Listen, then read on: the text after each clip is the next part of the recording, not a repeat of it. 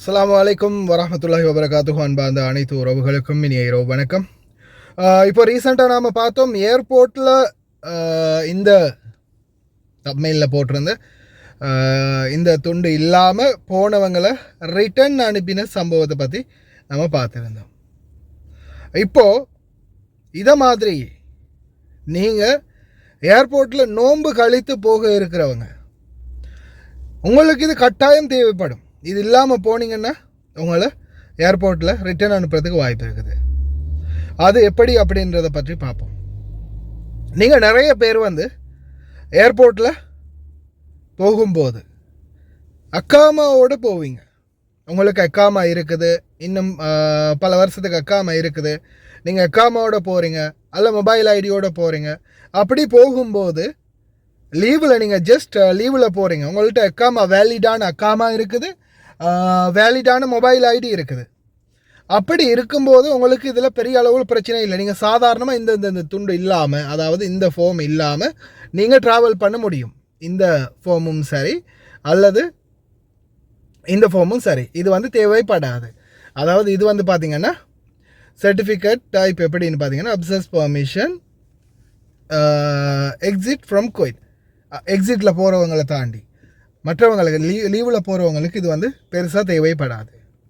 ஆனால் இந்த நோன்பு கழித்து சார் போவீங்க. எப்படி போகிறீங்கன்னா, உங்களுடைய எக்காமா இந்த டிசம்பர் மாதத்துலேயே முடிஞ்சிருக்கும், அல்லது வார ஜனவரி 10ஆம் தேதி 20ஆம் தேதி இல்லை ஜனவரி 30ஆம் தேதியில் முடியுது. உங்கள் மாமா பாபா சொல்கிறாங்க, எக்காமா ஒரு மாதத்துக்கு அல்லது 3 மாதத்துக்கு உங்களுக்கு நான் எக்காமா அடித்து தரேன், இல்லை ஒரு 6 மாத காலத்துக்கு உங்களுக்கு நான் எக்காமா அடித்து தரேன், நோன்பு முடிஞ்சதுக்கு அப்புறமா போங்க. சாரி, நோன்பு முடிஞ்சதுக்கு அப்புறமா போங்க அப்படின்னு சொல்லுவாங்க. ஆனால் அக்காமா இந்த டிசம்பரில் முடியுது, இல்லைனா ஜனவரியில் முடியுது. இப்போ உதாரணத்துக்கு ஜனவரியில் அக்காமா முடியுது, அல்லது டிசம்பர் 30 உங்களோட அக்காமா முடியுது. ஆனால் உங்கள் பாபா சொல்கிறாங்க, வார 3ஆம் மாதம் நீங்கள் போங்க, இன்னொரு 3 மாதத்துக்கு இருந்துட்டு போங்க அப்படின்னு சொல்கிறாங்க. அப்போ அந்த 3 மாதத்துக்கு நான் 3 மாதத்துக்கு மட்டும் வீசா அடிக்கிறேன் அப்படின்னு சொல்லுவாங்க. அதாவது 3 மாதத்துக்கான வீசா அல்லது 1 மாதத்துக்கான வீசா. இப்போ நான் உங்களுக்கு ஆல்ரெடியே காட்டியிருப்பேன். இதில் பாருங்கள், அவங்க 1 மாதத்துக்கான வீசா அடிச்சிருந்தாங்க. எப்படி 11ஆம் மாதம் 30ஆம் தேதி, 12ஆம் மாதம் 29ஆம் தேதி 2025. அப்போ இந்த மாதிரி 1 மாதத்துக்கான தற்காலிக வீசா. அப்படி இல்லாத பட்சத்தில் 3 மாதத்துக்கான தற்காலிக வீசா அடிக்கலாம். 1 மாதம் அல்லது 3 மாதம் தான். அதை தாண்டி 6 மாதத்துக்கெல்லாம் தற்காலிக வீசா இல்லை. 6 மாதத்துக்கு தற்காலிகமாக வீசா அடிக்க முடியாது, எக்காமா தான் அடிக்கலாம். அதாவது 1 வருஷத்துக்கு எக்காமா அடிக்கலாம். அந்த 1 வருஷ எக்காமாவை அவங்க என்ன செய்வாங்கன்னா, சிஸ்டமில் செகல் மூலமாகவோ அல்லது சிஸ்டம்லேயோ 1 வருஷத்துக்கு எக்காமாவை நீடிப்பாங்க. அப்படி உங்களுக்கு 1 வருஷத்துக்கு எக்காமா நீடித்தாலும் நிச்சயமாக உங்களுடைய சிவில் ஐடியோ அல்லது மொபைல் ஐடியோ அப்லோட் பண்ணணும். இப்போ இந்த சகோதரிக்கு ரீசெண்டாக நடந்தது என்ன, மொபைல் ஐடியையும் அப்லோட் பண்ண முடியலை, சிவில் ஐடியும் எடுக்கலை. மொபைல் ஐடி அப்லோட் பண்ணாத காரணம் என்ன, அவங்க காசு கட்டலை. சிவில் ஐடி ஒன்று எடுக்கணும், இல்லையா மொபைல் ஐடி அப்டேட் பண்ணணும். மொபைல் ஐடி அப்டேட் பண்ணுறதுக்கு உங்களுக்கு 5 தினார் பேமெண்ட் செலுத்த வரும். Public authority for civil information, அதாவது பாசிக்கு அமௌண்ட் கட்டணும். கட்டினாதான் அவங்க என்ன செய்வாங்க, அந்த 5 தினார் பேமெண்ட்டை உங்களுக்கு கட்டின பிறகு இந்த இருக்குது பாருங்கள், இந்த மாதிரி ஒரு நோட்டிஃபிகேஷன் வரும். நம்ம பாசியில் போய் செக் பண்ணி பார்க்கும்போது அப்போ அவங்க சொல்லுவாங்க, இந்த 5 தினாரை பே பண்ணினாதான் மொபைல் ஐடியை நாம் என்டர் பண்ண முடியும். இல்லைனா மொபைல் ஐடிக்கு போனது மொபைல் ஐடியில் இந்த மாதிரி காட்டும், cannot register due the pending payment for the card issuance. அதாவது கார்டுக்குரிய நம்ம காசை கட்டினா தான் நம்மளுக்கு இந்த மொபைல் ஐடி கூட ஆக்டிவ் ஆகும். ஆனால் ஏர்போர்ட்டில் என்ன செய்வாங்க, உங்களுக்கு அக்காமா அடிச்சு இருக்குது, நீங்கள் வெளியிட்டு அக்காமாவில் இருக்கிறீங்க, ஆனால் உங்களுடைய கார்டோ அல்லது மொபைல் ஐடியோ இருந்தால் மட்டும்தான் உங்களால் போக முடியும் அப்படின்றத சொல்லுவாங்க. அதனால் சில கஃபீல்கள் என்ன செய்வாங்க, சரி இவங்க தான் 6 மாதத்தில் 3 மாதத்தில் போயிடுறாங்களே, நம்ம அக்காமா 1 வருஷத்துக்கு அடிச்சிருக்கிறோம், ஆனால் இவங்க தான் 3 மாதத்தில் போயிடுறாங்களா, அப்போ கார்டும் எடுக்க மாட்டாங்க, இந்த கார்டுக்குரிய பேமெண்ட்டையும் கட்ட மாட்டாங்க.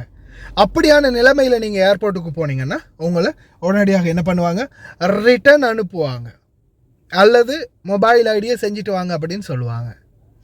அந்த கடைசி கட்டத்தில் மொபைல் ஐடியும் செய்ய முடியலை, சிவில் ஐடியும் இல்லை, கஃபீலுடைய ஃபோனும் வேலை செய்யலை, இல்லை சிம் கார்டுக்கு நீங்கள் ரீசார்ஜும் போடலை, அல்லது கஃபீல் உங்களை பிளாக் பண்ணி விட்டுட்டாங்க, இல்லை ஏதாவது ஒரு பிரச்சனை பிணக்கில் நீங்கள் போகிறீங்க, ஃபோனெல்லாம் பிடுங்கிட்டு அனுப்பிட்டாங்க. அப்படின்ற சூழல் அவங்க நினைப்பாங்க உங்களை கூட ஏர்போர்ட்டில் விட்டால் நீங்கள் அதால் அப்படியே போயிடுவீங்க டிக்கெட்டை போட்டு தந்தான்னு. ஆனால் அங்கே டிக்கெட்டை போட்டு தந்தாலும் மொபைல் ஐடியோ அல்லது ஃபோன் ஐடியோ இல்லாமல் உங்களுடைய சிவில் ஐடி கார்டோ அல்லது மொபைல் ஐடி அப்படின்றது மக்களே. சிலர் வந்து மொபைல் ஐடின்றா என்னென்னு கேட்டிருந்தாங்க. இந்த இருக்குது பாருங்கள் அப்ளிகேஷன். இந்த அப்ளிகேஷனில் பார்த்தீங்கன்னா எங்களுடைய சிவில் ஐடி வந்து கார்டாக இருக்கும். சரியா, எங்களுடைய சிவில் ஐடி வந்து கார்டாக இருக்கும். எங்களுடைய சிவில் ஐடி கார்டு வந்து இந்த மாதிரி வரும். சிவில் ஐடி கார்டு வரும். சரியா, இந்த சிவில் ஐடி கார்டில் வந்து இந்த மாதிரி எங்களுடைய ஐடி இந்த மாதிரியும் வரும், இந்த மாதிரியும் எங்களுடைய ஐடி வரும். அதே மாதிரி எங்களுடைய ஒரிஜினல் ஐடி கார்டும் வந்து இந்த மாதிரி இதிலேயே காட்டும், எங்களுடைய ஒரிஜினல் ஐடி கார்டையும் காட்டும். அதே மாதிரி இப்போ எங்களுடைய சிவில் ஐடி என்றது பார்த்திங்கன்னா எங்களுடைய ஐடி கார்டு வந்து இதோ இந்த மாதிரி இருக்கும். இப்போ இந்த மாதிரி எங்களுடைய ஐடி கார்டு வந்து இருக்கும், கார்டாக இருக்கும். இந்த கார்டு இருக்கணும். அப்படி இல்லாத பட்சத்தில் இந்த மொபைல் ஐடியில் சரி இந்த மாதிரி கார்டு வந்து இருக்கணும். இருந்துச்சுன்னா மட்டும்தான், அதுவும் வேலிடோடு இருக்கணும். அந்த மாதிரி வேலிடோடு இருந்துச்சுன்னா மட்டும்தான் எங்களால் வந்து இந்த சந்தர்ப்பத்தில் ட்ராவல் பண்ண முடியும். அதாவது ஏர்போர்ட்டில் எங்களை அனுமதிப்பாங்க. அப்படி அது எப்படின்னு பார்த்தீங்கன்னா நல்லா கேட்டுக்கோங்க. உங்களுக்கு வந்து 6 மாத காலத்துக்கு அக்காம அடிச்சிருந்தா, அதாவது எக்காமாவே அடிச்சிருந்தா நீங்கள் வந்து 1 மாதம் 3 மாதம் இல்லாமல் ஒரு 4-5 மாதம் இருக்கிறீங்கன்னு பட்சத்தில் உங்களுக்கு அக்காம தான் அடிக்க முடியும். புரியுதா? இது வந்து அடிக்க முடியாது, குரூஸ் வந்து அடிக்க முடியாது. அதே உங்களுக்கு 3 மாத காலம் தான் இருக்குது. நீங்கள் 1 மாதம் அல்லது 2 மாதம் தான் இருக்க போகிறீங்க குவைட்டில். அப்படின்ற பட்சத்தில் உங்கள் பாபா என்ன செய்வார், அக்காம அடிக்க மாட்டாங்க, குரூஸ் அடிப்பாங்க. அதாவது இந்த இருக்கிறது அடிப்பாங்க, இந்த குரூஸ் அப்படின்றத அடிப்பாங்க. இந்த குரூஸ் அடிக்கிறது இது பார்த்தீங்கன்னா 1 மாதத்துக்கு குரூஸ் அடிச்சிருக்கிறாங்க பாருங்கள். 11ஆம் மாதம் 30ஆம் தேதி, 12ஆம் மாதம் 29ஆம் தேதி, அதாவது 1 மாதத்துக்கு குரூஸ். இந்த குரூஸ் அடித்தா பார்த்தீங்கன்னா இந்த டேட்லேருந்து ஒரு நாளைக்குள்ளே நாம் வெளியாகணும். அதாவது இது 12ஆம் மாதம் 29ஆம் தேதி முடியுது. 12ஆம் மாதம் 29ஆம் தேதி அன்னைக்கு சரி, அல்லது 12ஆம் மாதம் 28ஆம் தேதி சரி நாம் ஏர்போர்ட்டுக்கு போயே ஆகணும், வெளியாகணும். அதே போல் போகும்போது கட்டாயமாக இந்த பேப்பர் நம்மளுடைய கையில் ஒன்று ஃபோட்டோவா அல்லது இந்த இதாக இருக்கணும், இந்த ஃபோட்டோ இருக்கணும். அப்படி இல்லாட்டி பேப்பர் சரி பிரிண்ட் அவுட் எடுத்து இருக்கணும். அதோடு சேர்த்து இந்த இருக்கிற அப்ரூவல் பெர்மிஷன் வந்து இந்த பார்கோடை ஸ்கேன் பண்ணினா இந்த மாதிரி ஒரு அப்ரூவல் பெர்மிஷன் வந்து எங்களுக்கு கிடைக்கும். இதையும் வந்து நாம் வச்சுக்கொண்டா ஏர்போர்ட்டில் போகும்போது எந்த பிரச்சனையும் இல்லாமல் நம்ம குரூஸ் அடிச்சிருந்தா 1 மாதத்துலேருந்து 3 மாத காலத்துக்குள்ளே மட்டும் நம்மளுக்கு டெம்பரரியாக வீசா அடிச்சிருந்தா அந்த வீசா வச்சு போகலாம். ஓகே மச்சான், தேங்க்யூ. எங்களுக்கு வந்து இதில் 2ல் ஏதாவது ஒன்று இருந்தால் போதும். 3 மாத காலத்துக்குள்ளே மட்டும் அக்காமா இல்லை குரூஸ் அடிச்சிருந்தேன், அதாவது டெம்பரரி வீசா அடிச்சிருந்தேன்.